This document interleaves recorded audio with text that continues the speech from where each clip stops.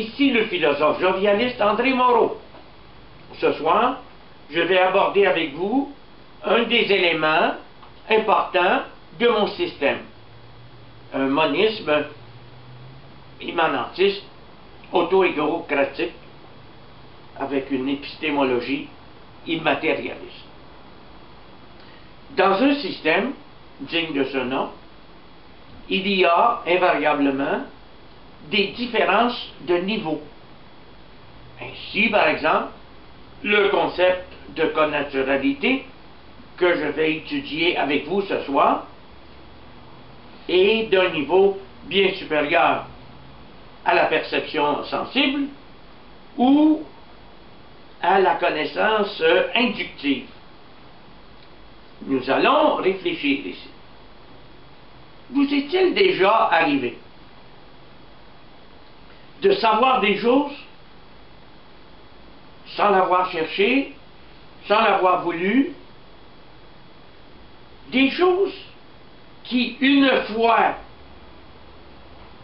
énoncées, vous ont paru arbitraires, étonnantes, paradoxales, et que pourtant, après enquête de votre part, vous avez compris le sens de ce que vous avez pensé, et vous avez compris que vous étiez tombé pile sur une sorte de mystère ontologique. Bien, le concept de connaturalité peut vous éclairer si vous avez déjà eu des impressions de ce genre.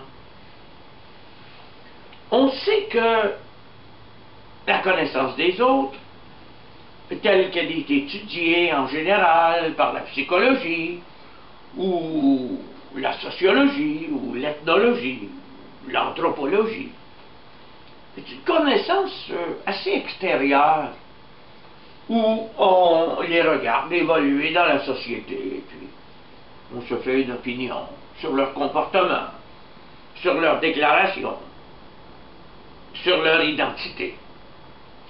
Or, la connaissance d'autrui n'est pas toujours une connaissance d'autrui en tant qu'il serait étranger à vous-même. C'est un peu comme si vous possédiez en vous le sens d'autrui et que, à partir de cette intuition, il y avait un sens qui se faisait jour et qui vous permettait d'accéder à autrui de l'intérieur, comme si vous sentiez sa substantifique moelle, pour reprendre le mot de Rabelais. Je ne peux que vous donner l'exemple de ma découverte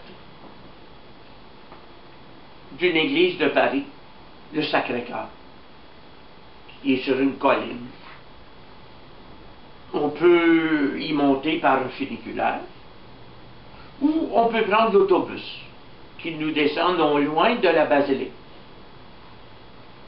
Mais on peut, si l'on est inspiré, décider d'y aller à pied par les petites rues qui nous font faire le tour de la colline et nous amènent peu à peu vers le sommet.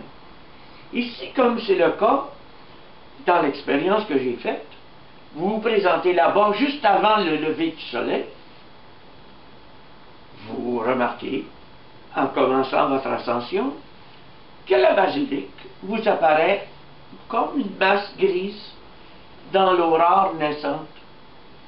Puis, au fur et à mesure que le ciel change de couleur, au moment où le soleil va émerger de l'horizon, vous progressez, et là vous voyez au-dessus d'une palissade une autre silhouette de la basilique. Là vous la voyez de côté, et elle est bleue. Et vous continuez à marcher, le soleil se lève, là vous voyez la basilique d'un peu plus près, mais de l'arrière, elle est rose. Et finalement, quand vous arrivez devant la basilique et que le jour est levé, vous la voyez blanche. On pourrait dire que la basilique du Sacré-Cœur est la somme de toutes les variantes perceptives que vous avez rassemblées dans une appréhension globale.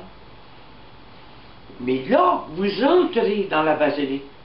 Cela m'est arrivé au moment où c'était la fin de la messe et que les grandes orgues entonnaient comme un hymne au soleil. Et là, je me suis retrouvé à l'intérieur, plein d'émotions, vibrant aux accords de cette musique divine.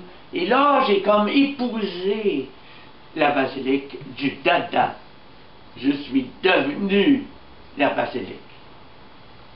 On pourrait dire que c'est là une illustration à l'image de ce que j'appelle la connaissance par connaturalité. Évidemment, la connaturalité est un processus au moyen duquel vous sentant tout l'être, vous vous sentez vibrer à travers chaque manifestation de l'être que reflète un objet dans lequel vous vous êtes investi.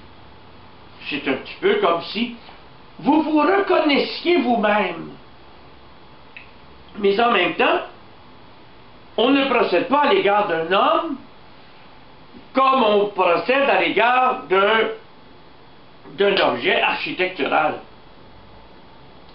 L'homme, évidemment, on peut le connaître à partir d'une sympathie qu'on éprouve après avoir découvert certaines de ses qualités qui nous rejoignent. Mais on peut le connaître aussi quand on a réussi à s'identifier un peu à lui par empathie, c'est-à-dire en le sentant, parce que l'identification est de plus en plus totale. Mais la sympathie et l'empathie ne sont que les premiers pas qui mènent à l'intropathie. C'est-à-dire que là, vous connaissez si bien quelqu'un que vous savez à quel moment il va poser tel geste, il va dire telle chose, il va partir en voyage, il va accompagner une femme. Vous le sentez du dedans, vous êtes la personne. Et c'est évidemment le plus haut niveau de la connaissance, puisque c'est l'être qui reconnaît l'être. Alors, la connaturalité est une connaissance par intropathie qui nous permet d'épouser l'objet ou la personne qui est devant nous et avec laquelle nous entrons dans un état de symbiose commensaliste intrique. M'a-t-on compris?